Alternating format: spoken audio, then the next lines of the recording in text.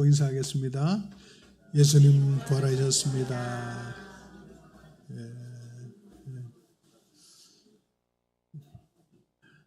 어, 오늘은 부활절인데요. 부활의 능력이라는 제목으로 같이 말씀을 또 나누고자 합니다. 파워포인트 올려주세요.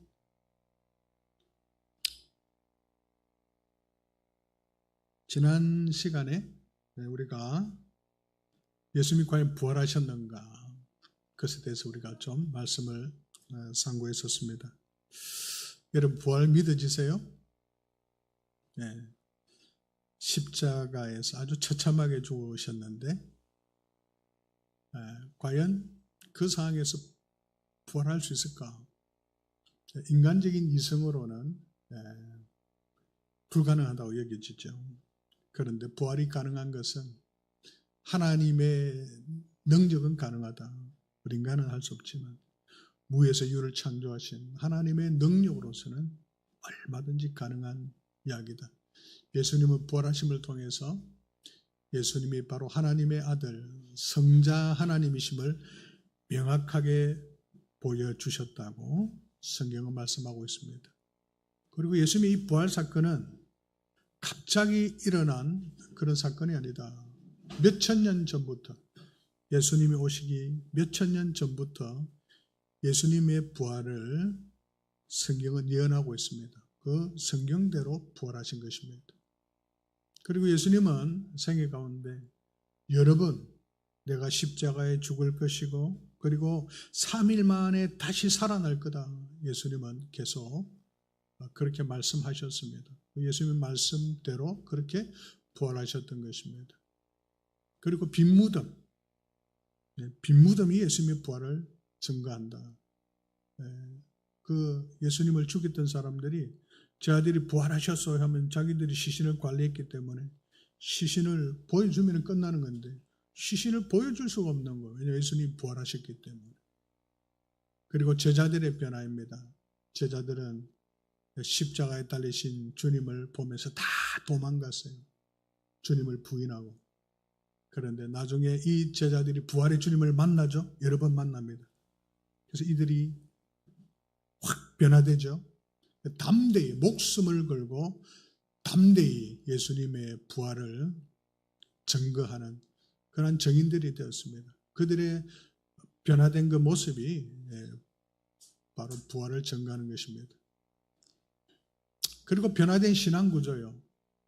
이전에는 안식일이었지만 지금은 주일이 됐잖아요. 주일이 이렇게 생기게 된 그 계기도 부활 때문에 가능한 것입니다. 주일이란 말은 주님의 날이란 뜻이에요. 어떤 날일까요? 주님이 부활하신 날. 주님이 부활하신 날을 기념해서 모인 것이 지금 주일입니다. 약 2000년 넘게 지금 지키고 있잖아요. 주님이 부활이 없었다면 주일은 없는 거예요. 교회에서 하는 침례나 성찬이나 이 모든 것도 다 그 의미 안에는 부활이 들어가 있습니다. 몇천 년 동안 해왔던 이런 전통이요. 주님이 부활이 없었다면 이것은 없었던 것입니다. 이것이 또 주님의 부활을 증거하는 것입니다. 그리고 2000년 기독교 역사 속에서 수많은 부활의 주님을 만나고 변화된 그리스도인들이 있죠. 그 많은 사람들, 그들이 부활의 주님을 만나고 부활의 주님이 그 사람들의 생애를 변화시키는데 그것이 바로 예수님이 부활하셨다는 큰 증거가 됩니다. 그리고 나 자신 생각해 보세요. 변화된 나 자신. 사람은 잘 안 바뀌죠. 그런데 부활하신 예수님이 우리 마음에 들어오시면 그분은 우리의 삶을 변화시키시죠.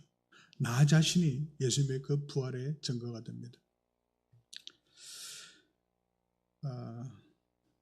자, 그렇다면 이 부활은 과연 나에게 무슨 의미가 있는가? 여러분, 예수님 부활하신 거하고 여러분하고는 무슨 상관이 있습니까?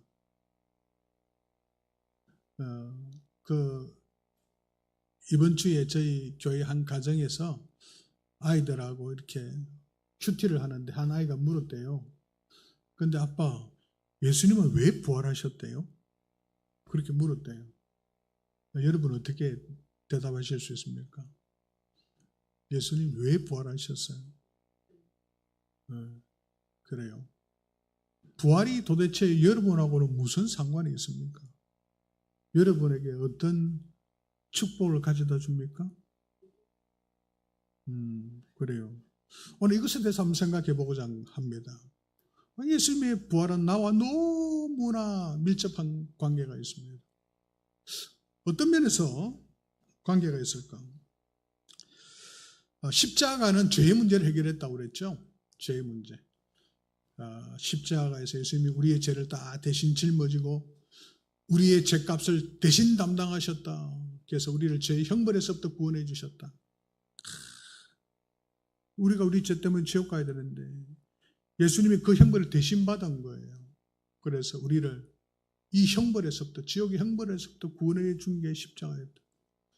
그리고 십자가는 우리를 죄의 지배에서부터, 우리를 괴롭히는 그 죄악된 본성에서부터 벗어날 수 있게 해주는 것이 십자가다.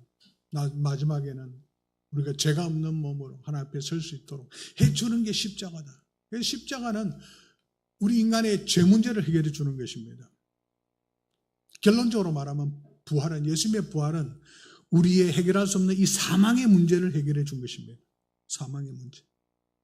우리 인간이 해결할 수 없는 큰 두 가지 문제가 있어요. 하나는 죄 문제예요. 죄 문제. 하나는 사망의 문제예요. 이 두 문제를 우리 인간이 해결할 수가 없습니다. 바로 이 두 문제를 예수님은 십자가를 통해서, 부활을 통해서 이 문제를 완전히 해결했다는 것입니다. 자, 조금 더 구체적으로 들어가서 그러면 이 부활은 도대체 사망에서부터 우리를 구원했다고 했는데 그 구체적인 내용이 뭔가? 과연 어떤 사망에서 우리를 구원해낸 것인가? 이것을 살펴보고자 합니다. 자, 첫 번째는 영의 부활입니다. 영의 부활. 영적으로 죽어 있었는데 영적으로 살려주셨다는 거예요. 베드로전서 1장 3절에 보면 이런 말씀이 있습니다. 우리 같이 한번 읽어보겠습니다. 시작. 찬송하리로다. 우리 주 예수 그리스도의 아버지 하나님이 그 많으신 긍휼대로 예수 그리스도의 죽은 자 가운데서 부활하심으로 말미암아 우리를 거듭나게 하사 산 소망이 있게 하시며. 아멘. 네. 예수님의 부활하심으로 말미암아, 부활로 말미암아 우리를 거듭나게 하셨다. 예수님의 부활은 우리를 거듭나게 한 거예요. 거듭났다는 말은 뭐예요? 보험은 again, 다시 태어난 것입니다. 우리 인간이 육신이 또 다시 태어나는 거 아니죠?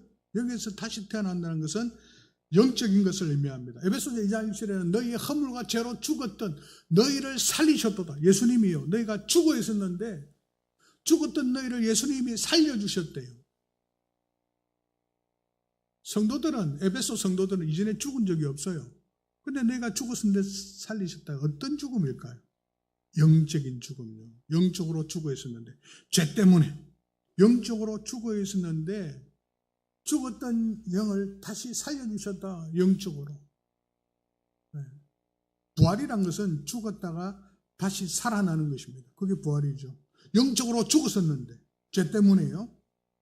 다시 영적으로 살아나는, 이게 영의 부활이고 영적인 생명을 얻게 되는 것입니다.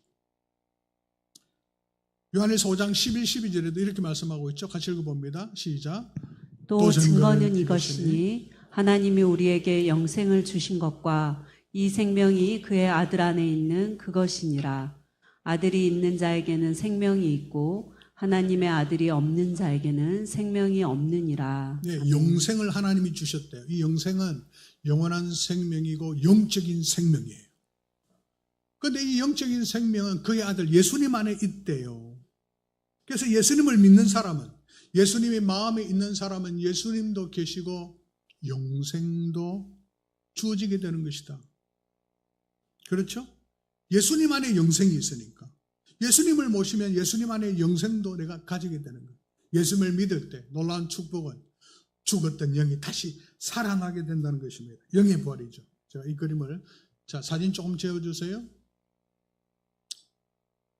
자, 이 옛사람, 우리 예수 믿기 전에는 참 제가 이 영혼의 MRI를 볼 수 있게끔 이렇게 한번 시도를 해본 거예요.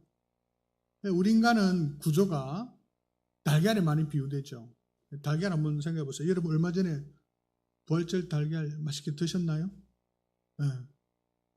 그래요. 껍질이 있잖아요. 흰자가 있고 노른자가 있잖아요.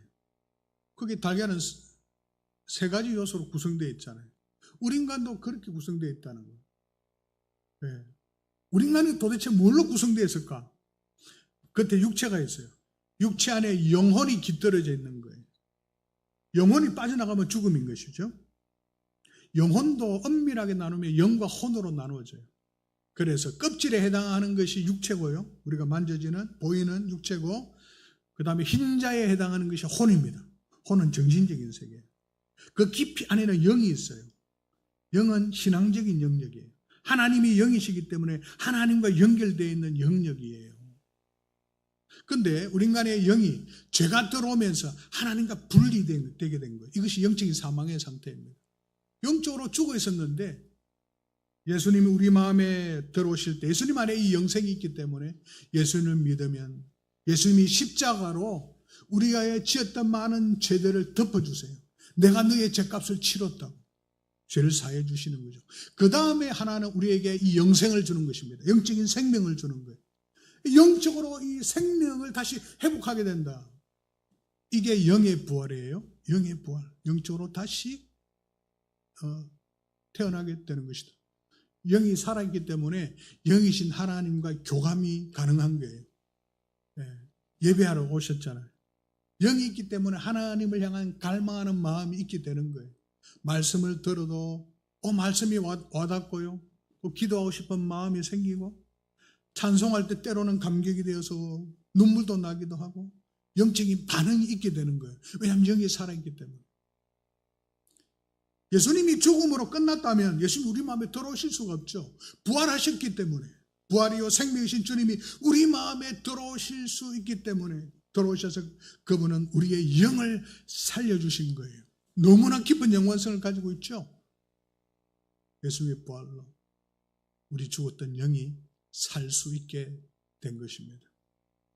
그 다음에 이 부활의 능력은 우리가 깊은 연관성을 가지는데 삶의 부활을 가져다 주었습니다. 이 삶이란 것은 우리 인간이 처음에 누렸던 그 삶요, 에덴의 삶, 에덴 동산에서 누렸던 그 천국의 삶, 그 삶이 죄가 들어오면서 우리는 그 삶을 상실하게 되었죠. 그래서 우리의 삶 속에 많은 괴로움, 고통이 있고 사망이 있고 질병이 있게 된 것입니다. 자, 이런 에덴의 삶, 천국의 삶이 다시 회복되었다. 이것이 부활로 말미암아 가능하게 된 것입니다. 에덴의 삶, 너무 좋았던 삶이죠. 천국의 삶입니다. 요한계시록 3장 20절에 보면 예수님이 직접 하신 말씀이에요. 우리 같이 읽어보겠습니다. 시작. 볼지어다 내가 문 밖에 서서 두드리노니 누구든지 내 음성을 듣고 문을 열면 내가 그에게로 들어가 그로 더불어 먹고 그는 나로 더불어 먹으리라. 아멘. 예수님께서요, 내가 문 밖에 서서 두드린다. 누구든지 내 음성을 듣고 문을 열면 내가 그에게로 들어갈 거다. 그리고 그로 더불어 먹고 그는 나로 더불어 먹으리라. 언제나 영원히 함께 하시겠다 말씀하셨어요. 부활하셨기 때문에 가능한 것이죠. 부활하신 주님이 내 안에 들어오시는 거예요. 부활하신 주님이, 자, 우리가 예수님을 믿는다는 것은 예수님을 나의 삶에 모셔드리는 거예요. 문을 열고. 그분을 모셔드리면 어떤 일이 일어날까요? 그분이 흘린 십자가의 피로 내 죄를 덮어주세요. 내가 너의 죄값을 치렀다. 그리고 그분 안에 있는 영생으로 말미암아 죽었던 나의 영을 살려주세요. 영생을 갖게 하세요. 그거로 끝날까요? 아니요. 이제는 죄사함과 영생을 주시니까 알아서 잘 살아 하고 떠나시는 게 아니다. 언제나 나와 함께 하신다는 거예요. 동고동락하신다는 거예요. 하나님의 나라, 하나님의 나라의 본질은요, 나라란 말은 바실레이아, 통치한다는 뜻이에요. 하나님의 나라는 천국인데 그 본질은 뭐냐면 하나님이 계셔서 하나님이 다스리는 그곳이 천국이에요. 여러분 생각해 보세요. 하나님의 아들 성자 하나님이요, 내 마음에 들어오셔서 나와 언제나 함께 하세요. 그래서 나의 삶에 천국이 임하게 된 거예요. 천국의 삶이 다시 회복하게 된 거예요. 주님과 함께 살아가니까 너무 좋은 것이죠. 이 삶을 주시려고 예수님은 부활하셨다는 것입니다. 예수님을 믿는 것은 우리가 죽고 나서 천국 가는 거 맞아요? 또 중요한 한 가지는 이 땅에서 천국의 삶을 주시기 위해서 예수님이 이 땅에 오셨다는 사실이에요. 부활하셨다는 사실입니다. 그래서 갈라디아 2장 20절에는 사도 바울은 이런 고백을 했습니다. 같이 한번 읽어보겠습니다. 시작. 내가 그리스도와 함께 십자가에 못 박혔나니 그런즉 이제는 내가 산 것이 아니요 오직 내 안에 그리스도께서 사신 것이라. 이제 내가 육체 가운데 사는 것은 나를 사랑하사 나를 위하여 자기 몸을 버리신 하나님의 아들을 믿는 믿음 안에서 사는 것이라. 아멘. 네, 위대한 사도 바울의 고백이에요. 바울이 참 놀라운 위대한 많은 일들을 했죠. 왜 이것이 가능했을까? 그 고백을 하고 있는 것입니다. 그것은 부활하신 그리스도께서 내 안에 지금 살고 계시기 때문에 그것이 가능했다는 거예요. 네, 부활하신 예수님이 내 안에 계십니다. 예수님이 내 안에 계시면 도대체 삶에 어떤 일들이 일어날까요? 유명한 주교 윌리엄 템플이 남긴 이야기예요. 이런 이야기를 했습니다. 나에게 햄릿이나 리어 왕 같은 휘곡을 주면서 그런 휘곡을 써보라고 해봤자 소용은 없는 일이다. 그것은 셰익스피어나 할 수 있는 일이지 나는 할 수 없는 일이기 때문이다. 그렇죠. 나보고 여러분에게 셰익스피어의 작품 햄릿이나 리어 왕 써보라면 쓸 수 있겠어요? 안 되잖아요. 우리에게는 그런 재능이 없기 때문에. 마찬가지로 예수님의 삶과 같은 삶을 내게 보여주면서 그런 삶을 살라고 해도 소용없는 일이다. 예수님께서는 그렇게 하실 수 있어도 나는 할 수 없기 때문이다. 그렇잖아요, 여러분? 여러분 보고 예수님처럼 살아야 돼. 그렇게 하면 여러분 살 수 있겠어요? 내가 예수님이 아닌데? 살 수 없죠? 자, 그런데 그 다음 부분이에요. 그러나 셰익스피어의 재능이 과연 내게 들어온다면 그건 달라지는 거예요. 그 재능이 내 안에 거한다면 나도 그런 휘곡을 쓸 수 있을 것이다. 그렇죠. 마찬가지다. 또한 예수님의 영이, 부활하신 예수님이 내게 들어와서 내 안에 거하시고 내 안에 산다면 그때는 나도 예수님과 같은 삶을 살 수 있을 것이다. 이게 가능하게 된 거예요. 예수님의 부활은요, 너무 나와 밀접한 관련이 있다. 그 부활하신 예수님이 내 안에 사셨어요. 그분이 예수님과 같은 삶을 내가 살 수 있게끔 해주신다는 거예요. 이것이 삶의 부활입니다. 예수님이 내 안에 사시면요, 우리의 성품이 변화됩니다. 서서히 변화되죠. 예수님과 같은 삶으로. 부활하신 예수님이 나를 다스리시니까. 그래서 성령의 열매는 사랑과 희락과 화평과 오래 참음과 자비와 양성과 충성과 온유와 절제니. 이게 다 예수님의 성품이잖아요. 이런 성품이 하나씩 하나씩 열매가 물어있게 된다는 거예요. 그래서 우리가 예수님과 늘 하나 되어 잘 살아가면요, 성품이 바뀌게 된다는 거예요. 성품 바뀌기 쉽지 않잖아요. 그런데 내 성품이 아주 거룩한 좋은 성품으로 바뀔 수 있는 비결이 있어요. 그래서 내 안에 계신 예수님과 잘 연합해서 하나 되어 살아가면요, 그 성품이 변화된다는 사실입니다. 그리고요, 예수님 말씀하셨죠? 말씀하시되 나를 따라오너라 내가 너희로 사람을 낚는 어부가 되게 하리라. 예수님 따라가면요, 예수님처럼 사람을 낚는 어부가 되게 하신대요. 제자들은 실제 고기 잡는 어부였어요. 그런데 이제는 너희가 사람을 낚는 어부가 될 것이다. 나처럼 사람들을 구원하고 사람들을 도와줄 수 있는 그런 사람들이 될 것이다. 여러분, 그게 가능해요. 여러분을 통해서 예수님처럼 여러분을 통해 사람들이 주님께 돌아와 구원받고 예수님이 제자들을 길러낸 것처럼 그들을 잘 도와서 제자로 세우고 이런 여러분 가능하시겠어요? 근데 가능하다는 거예요. 왜요? 예수님이 내 안에 계시니까. 그분이 나를 통해서 일을 하신다는 거예요. 충분히 가능하죠. 저도 그렇고 우리 교회도 여러분들이 그 일을 하고 있죠. 왜 가능할까요? 부활하신 예수님이 내 안에 사시니까. 그분이 일을 하시니까. 그분을 따라 행하면 이 일도 할 수 있게 되는 것이죠. 그리고 하나는 승리의 삶입니다. 고린도전서 15장 57, 58절 이 구절을 읽어봐야 될 것 같아요. 같이 읽어봅니다. 시작. 우리 주 예수 그리스도로 말미암아 우리에게 승리를 주시는 하나님께 감사하노니 그러므로 내 사랑하는 형제들아 경고하며 흔들리지 말고 항상 주의 일에 더욱 힘쓰는 자들이 되라. 이는 너희 수고가 주 안에서 헛되지 않은 줄 알미라. 아멘. 네, 고린도전서 15장은 부활장이에요. 부활에 관한 내용인데요. 부활을 쭉 이야기를 하면서 우리 주 예수 그리스도로 말미암아 우리에게 승리를 주시는 하나님께 감사한다. 부활이 우리에게 주는 놀라운 축복, 은혜 하나는 승리입니다. 어떤 어려움도 이길 수 있다는 거예요. 여러분 한번 생각해 보세요. 예수님의 그 십자가의 길을 한번 생각해 보세요. 인간의 죄를 다 짊어지고 그분이 어떤 고통을 받으셨는지 한번 생각해 보세요. 로마 또 병정 앞에서 온갖 조롱을 당하면서 머리에는 가시관으로 콕 눌러가지고 피가 계속 흐르고요. 로마 병정들의 그 채찍, 그 당시에 채찍에는 이 동물 뼈들이 박혀 있어요. 한번 찍으면 살점이 팍 떨어져 나와요. 그래서 채찍 막다가 죽는 사례가 제법 많아요. 예수님이 그 매를 얼마나 맞으셨어요? 피를 이미 많이 쏟으셨죠. 그리고 끌려가셨잖아요. 십자가를 지고. 여러분 한번 생각해 보세요. 네. 여러분 생사례, 보통 우리가 바늘 조그만 거 찔려도 얼마나 아파요.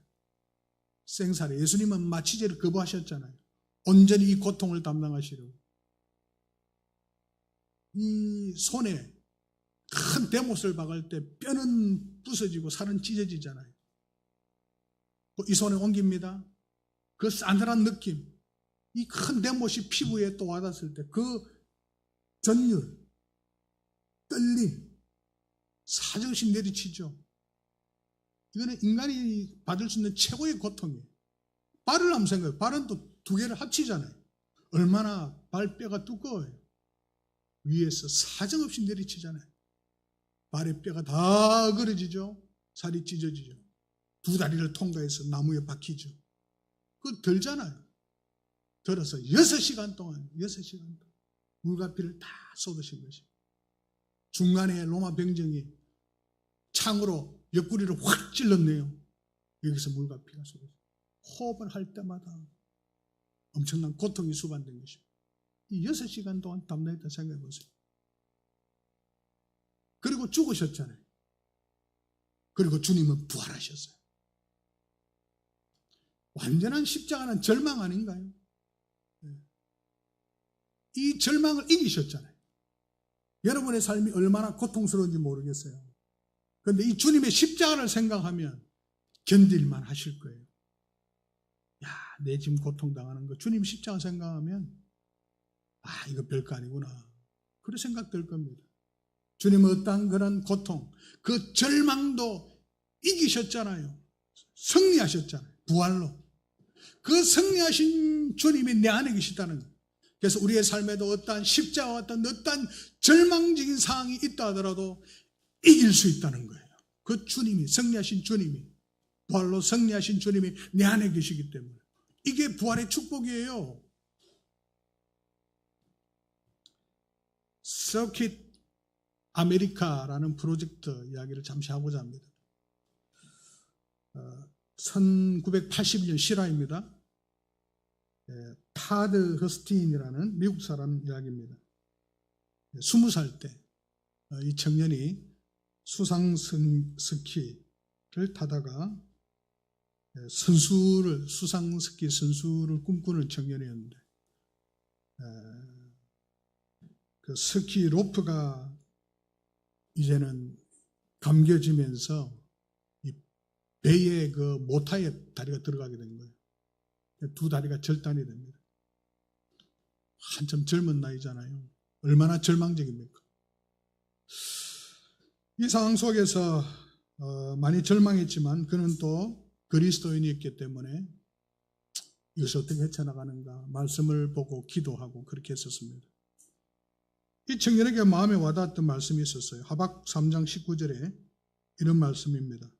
주 여호와는 나의 힘이시라. 나의 발을 사슴과 같게 하사 나로 나의 높은 곳에 다니게 하시리로다. 하나님께서요, 나의 발을 사슴과 같게 하사 나로 나의 높은 곳에 다니게 하시리로다. 이 말씀이 마음에 와닿은 거예요. 지금 자기는 다리가 없는데 자기로 하여금 사슴 같게 하사 높은 곳도 올라가게 하신다. 그렇게 하면서 이 사람이 몇 번 꿈을 꿉니다. 주님이 정말로 자기로 하여금 높은 곳에 올라가게 하실 그러한 연관된 꿈을 꿔요. 그러면서 이 청년이 기도를 합니다. 주님께서 정말 제가 높은 곳에 올라가기를 원하시군요. 알겠습니다. 그렇게 하겠습니다. 해서 서킷 아메리카라는 프로젝트를 합니다. 그건 뭐냐면 미국에 50개 주잖아요. 50개 주 알래스카부터 시작해서 하와이까지 그 주마다 가장 높은 산을 올라가는 거예요. 그걸 이제 시도를 합니다. 이 시도를 통해서 주변 사람들이 이야기합니다. 그 무모한 짓을 왜 하냐? 이것을 통해 나는 부활하신 주님, 나에게 승리를 주신 주님, 그분을 세상 가운데 드러내고 싶다. 많은 어려운 자들에게 용기를 주고 싶다. 하면서 시도를 하는 거예요. 의족을 의지하여서, 의족을 가지고. 보통 사람도 하기 힘들잖아요. 그런데 실제로 66일 만에 그는 이 50주 정상 고지를 탈환을 합니다. 그리고 그곳에서 그는 그 당시에 많은 곳에서 촬영했고 TV에 방송이 되었습니다. 그가 하와이 정상에서 마지막 산에서 드렸던 기도 내용이 이런 내용입니다. 부활하신 주님, 정상을 도전할 수 있는 나의 가능성을 열어주신 주님을 찬양합니다. 이 땅의 모든 장애인들이 자신들에게 주어진 삶의 가능성을 포기하지 않고 저 높은 곳을 향하여 오르도록 도와주시옵소서. 이 기도를 했대요. 본인이 입증을 했죠. 우리 많은 사람들이 용기를 주었습니다. 부활의 주님은 바로 우리에게 이러한 난관과 어려움을 극복할 수 있는 힘을 줍니다. 자, 그 다음에 주님의 부활은 몸의 부활을 가져다 줍니다. 몸의 부활. 무슨 의미일까요? 우리 인간은 어차피 한 번은 죽죠. 육체는 이 땅에 남죠. 영혼은 천국에 가지만 남아있는 이 땅의 몸은 나중에 어떻게 될까요? 분해되죠. 어떻게 될까요? 그로 끝날까요?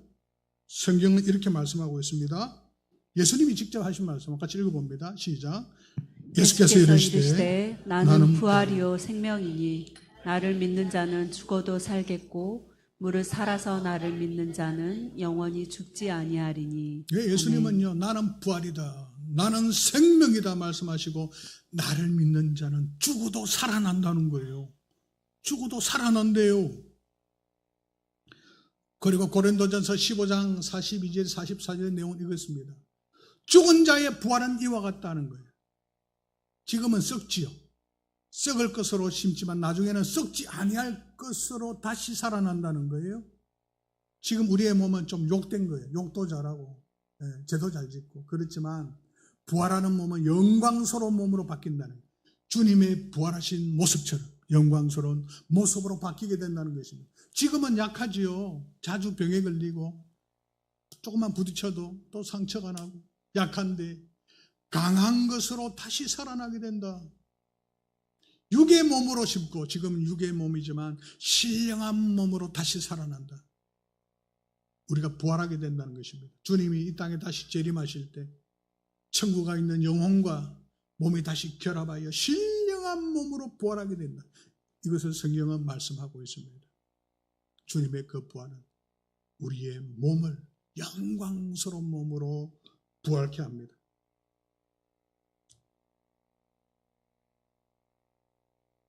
연못에 있는 더러운 그 벌레가요, 애충이 나중에 잠자리가 되잖아요. 잠자리 대단한 일 아닙니까? 이것처럼 우리 몸이 그렇게 바뀌게 된다는 것입니다. 결론 맺겠습니다. 예수님의 부활, 도대체 이 부활이 나와 무슨 연관성이 있는 겁니까? 나에게 어떤 의미가 있습니까? 어떤 축복을 가져다 주는 것입니까? 사망의 문제 해결이에요.